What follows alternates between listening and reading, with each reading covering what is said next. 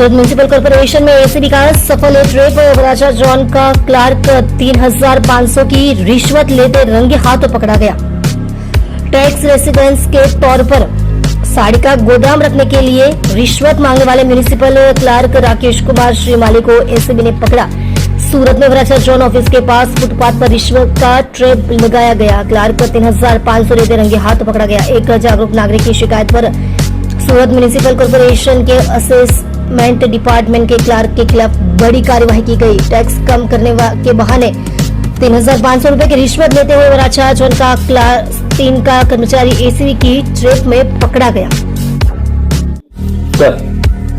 ગતરોજ એસીબી ને ફરિયાદ મળેલી કે વરાછા ઝોનમાં આકારણી વિભાગમાં ફરજ બજાવતા રાકેશ ચંદુભાઈ શ્રીમાળી કે જેઓ આકારણી ક્લાર્ક તરીકે ફરજ બજાવે છે તેઓએ આ કામે ફરિયાદીના જો કોમર્શિયલ વેરાની જગ્યાએ રેસિડેન્ટ વેરો જોઈતો હોય તો 12,000 રૂપિયા વેરો લાગશે આમ કહી 3500 રૂપિયાની લાંચની માંગણી કરેલી અને એ 3500 રૂપિયાની લાંચ સ્વીકારતા રેડ એન્ડ પકડાયેલા છે।